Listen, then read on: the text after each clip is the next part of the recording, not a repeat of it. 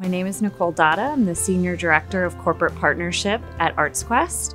Riley's has been a partner since the very beginning of this project.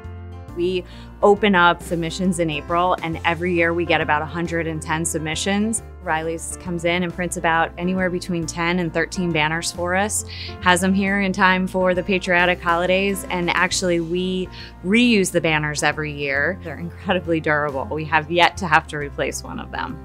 We have tons of people who come down here every Memorial Day through the 4th of July to see the photos with their families. I've received letters and phone calls from people who have said they've surprised their loved one. It truly means the world to these people to see the image of somebody, and some of them who have passed and have given the ultimate sacrifice for our country, to come down here and see their loved one on the campus. You know, as we've said here over and over again at ArtsQuest, the patriotic holidays are such an important part of our programming, and Hometown Heroes specifically. Should be nothing to deter any small town, you know, thinking about doing this program, especially being that there is, you know, support out there from Riley's.